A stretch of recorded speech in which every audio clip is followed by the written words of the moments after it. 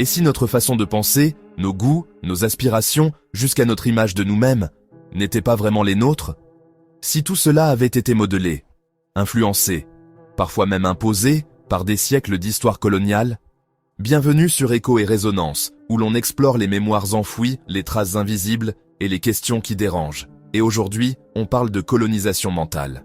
Un sujet puissant, complexe, mais nécessaire.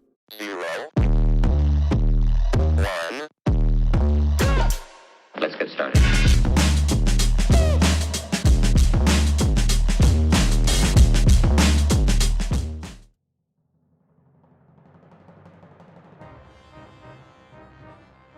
La colonisation mentale, c'est l'ensemble des mécanismes par lesquels un empire ou un pouvoir dominant impose ses valeurs, ses idées, ses croyances et sa vision du monde à un peuple colonisé. Pas seulement une domination politique ou économique, mais culturelle, psychologique et symbolique. Nous avons des exemples historiques, comme la conversion religieuse imposée où l'Église disait « civilisé » par l'évangélisation, en supprimant des langues locales. Il dévalorisait des savoirs traditionnels au profit de la science occidentale. Sur cette même lancée, nous avons les écoles coloniales pour apprendre à admirer le colonisateur, à détester ses propres origines.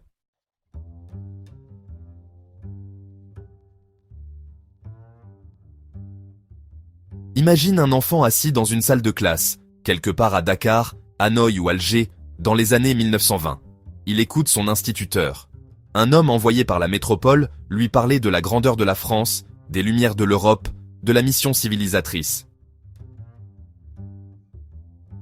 Et jamais on ne lui parle de ses propres ancêtres, de son histoire, de ses poètes, de sa terre. Le projet de l'école coloniale n'était pas simplement de transmettre des savoirs. Il était de façonner les esprits pour qu'ils s'alignent sur la vision du colonisateur. On n'y enseignait pas seulement une langue, on y apprenait à penser comme l'occupant, à valoriser sa culture, et surtout, à dénigrer la sienne. Votre langue est un patois. Votre religion est superstitieuse. Votre culture est arriérée. C'est ce qu'on répétait, jour après jour, avec des manuels scolaires remplis de dessins d'enfants blancs bien habillés, des cartes où les colonies étaient en rose pour bien montrer qu'elles appartenaient à la France.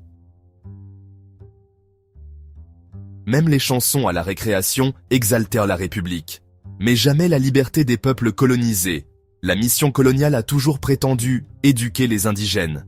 Mais il faut se poser une question simple. Éduquer pour quoi faire? Pas pour créer des penseurs ou des dirigeants libres. Mais pour former des auxiliaires, des commis, des fonctionnaires obéissants à l'administration coloniale. Une élite noire, arabe ou asiatique, civilisée, parlant bien la langue du maître, pensant comme lui, mais jamais son égal. Ce n'était pas l'école de la liberté, c'était l'école de l'assimilation. Ce modèle éducatif a produit quelque chose de plus douloureux encore. Une honte intériorisée. Des enfants qui rentraient chez eux et ne reconnaissaient plus leurs parents. Qui riaient de leur langue, de leur chant, de leurs vêtements. Qui croyaient que la vraie vie, la vraie culture, c'était ailleurs, en Europe. Il faut parler français pour être quelqu'un. Il faut penser comme eux pour réussir. L'école coloniale a été une arme silencieuse. Pas de chaîne, pas de coups, mais une désorientation profonde. Une coupure entre les peuples et leur propre mémoire. L'enseignement était un outil de domination mentale. Jules Ferry disait « Les races supérieures ont le devoir de civiliser les races inférieures ».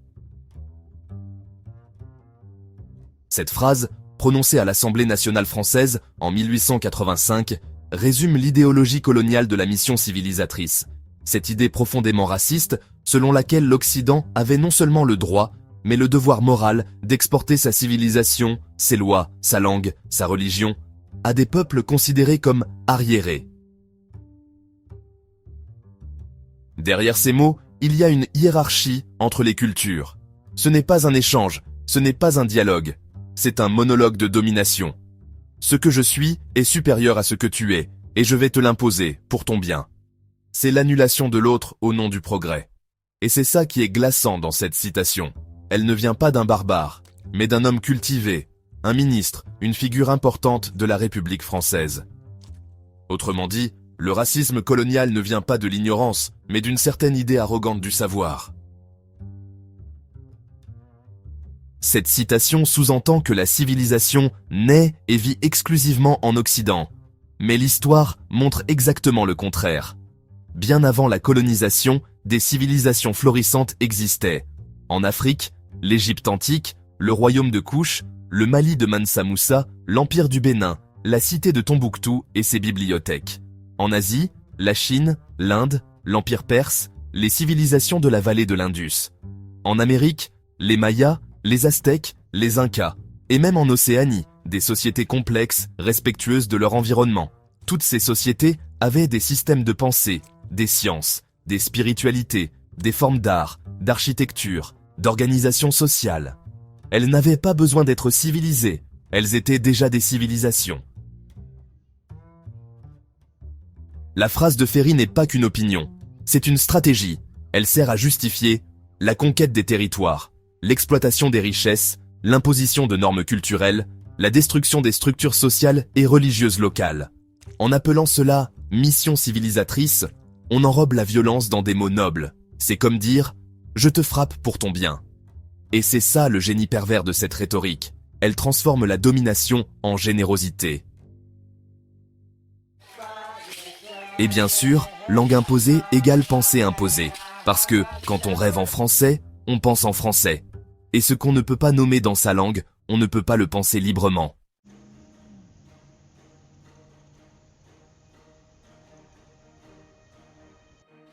Frantz Fanon, dans Peau noire, masque blanc, parle du désir d'être blanc chez le colonisé. Le colonisé intériorise l'idée que sa culture est inférieure, que ses dieux sont primitifs, que sa peau est un handicap. Exemple, le rejet de la peau foncée ou des cheveux crépus. Le prestige associé aux langues européennes. L'idéalisation de l'Occident. Là-bas, c'est mieux.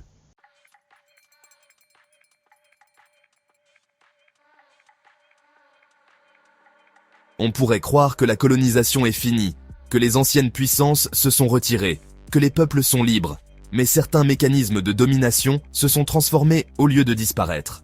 Et parmi eux, la publicité joue aujourd'hui un rôle central. Elle n'utilise pas la règle, ni le tableau noir. Elle utilise l'image, le rêve, le corps, la promesse du bonheur immédiat. Mais le fond reste le même. Nous faire croire que ce que nous sommes n'est jamais assez. Regarde une publicité lambda. Une crème pour le visage, un shampoing, un soda, une montre de luxe. Que vois-tu? Souvent une même esthétique. Une peau claire, un corps mince ou musclé, bien lisse. Un univers aseptisé, occidental, citadin. Des visages sans rides, sans fatigue, sans singularité. Cette image universelle du beau, du désirable, du moderne, est profondément eurocentrée. Même quand une publicité montre une personne noire, asiatique ou arabe, elle est souvent blanchie, européanisée, stylisée pour coller au code du luxe occidental. Et ce n'est pas anodin, c'est un formatage silencieux. Pendant la colonisation, on disait que le noir devait devenir blanc par l'esprit. Aujourd'hui, on vend ce même message en version 2.0. Éclaircir sa peau pour réussir socialement. Et tout à coup, le marché des crèmes blanchissantes explose. On nous dit de lisser nos cheveux pour avoir l'air propre et présentable. Acheter des marques de luxe occidentales pour valoir quelque chose. Cacher son accent pour parler comme il faut. Rêver de New York, Paris ou Dubaï. Mais jamais de Lagos, Port-au-Prince ou Bamako. La publicité crée du manque. Elle fait croire que tu n'es jamais assez moderne, jamais assez beau, jamais assez développé, tant que tu ne consommes pas ce qu'elle vend. Avant, l'école coloniale te disait « apprends à ressembler à l'autre, oublie ce que tu es ». Aujourd'hui, la publicité dit « achète pour ressembler à l'autre, oublie ce que tu es ». C'est le même discours, emballé différemment. Et le plus tragique, c'est que ce discours est internalisé. Il ne vient plus seulement de l'extérieur. Il est relayé par nous-mêmes, à travers les influenceurs, les célébrités locales, les marques afro qui imitent les codes des grandes maisons européennes. On se vante à soi-même l'idée que le bonheur, la réussite, le style doivent forcément passer par une validation extérieure.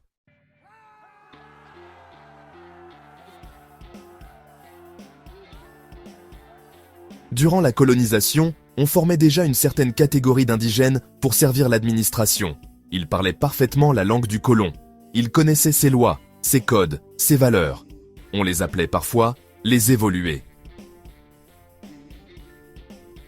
À l'indépendance, ce sont eux qui ont naturellement pris le relais. Et sans forcément remettre en cause le système, ils l'ont perpétué. Ils sont devenus ministres, diplomates, hauts fonctionnaires. Mais formés par le même moule, selon les mêmes schémas. Ce qu'il faut comprendre, c'est que le système éducatif postcolonial n'a pas été repensé pour inclure le plus grand nombre. Il est resté élitiste, en français ou en anglais, coupé des réalités locales. Et donc, seuls ceux qui en maîtrisent les codes, souvent les enfants des élites elles-mêmes, peuvent y exceller.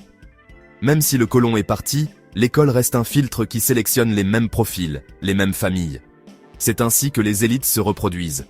Elles mettent leurs enfants dans les bonnes écoles, parfois à l'étranger, souvent dans des écoles privées très coûteuses. Elles leur transmettent les bons réseaux, les bonnes manières de parler, de s'habiller, de raisonner. Et donc, même en démocratie, ce sont toujours les mêmes familles qui tournent autour du pouvoir. Et cette bonne éducation n'est autre que celle semblable aux colonisateurs. Le paradoxe, c'est que cette élite postcoloniale, bien que locale, est souvent très éloignée des réalités populaires. Elle vit dans les capitales, dans des quartiers protégés, fréquente les ambassades, les grands hôtels. Elle parle de développement, mais rarement en langue locale. Elle parle de tradition, mais souvent comme un folklore à valoriser dans les discours, pas dans les actes. Elle est parfois plus connectée à Paris, Bruxelles ou Washington qu'à la province ou au quartier populaire d'où elle vient. Et cette déconnexion crée un fossé social, mais aussi un fossé symbolique. Souvent, on entend dire que ces élites sont méritantes, qu'elles ont travaillé dur. Et parfois, c'est vrai. Mais ce qu'on oublie de dire, c'est que tout le monde ne commence pas la course au même endroit. Quand tu grandis avec des livres à la maison, une langue maîtrisée, un environnement stable, des relations utiles, tu ne cours pas contre ceux qui doivent apprendre à survivre avant d'apprendre à lire. La méritocratie dans ces contextes, c'est souvent une façade qui masque la reproduction des privilèges. Le vrai problème n'est pas que certains réussissent. Le vrai problème, c'est que le système est conçu pour que seuls certains puissent réussir. Et cela vient directement de l'héritage colonial, qui a toujours eu peur d'une masse éduquée, éveillée, critique. Les élites postcoloniales ont parfois, malgré elles, repris cette logique. Garder le savoir rare, garder la culture entre initiés, garder les clés du pouvoir, pour leurs enfants.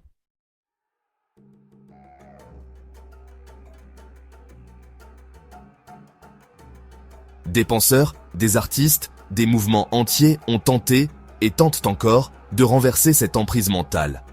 Frantz Fanon, Aimé Césaire, Ngugi wa Thiong'o, Edward Said, Bell Hooks.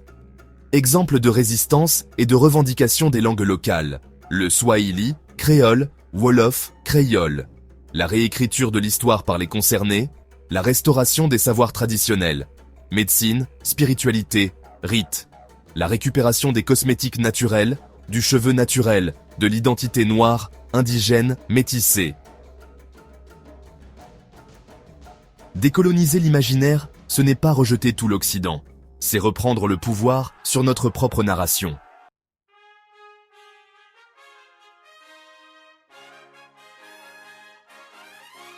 La colonisation mentale ne se voit pas toujours, mais elle vit dans nos rêves, nos doutes, nos réflexes. Elle façonne nos ambitions, nos complexes, nos désirs.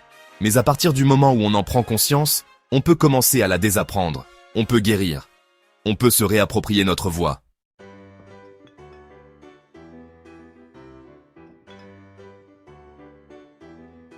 Merci d'avoir écouté Écho et Résonance. Si ce sujet t'a touché, questionné ou fait écho, n'hésite pas à liker, commenter, partager. Quels héritages mentaux vois-tu dans ton quotidien? Quelle langue parle ton imaginaire? On se retrouve très bientôt pour d'autres vérités oubliées.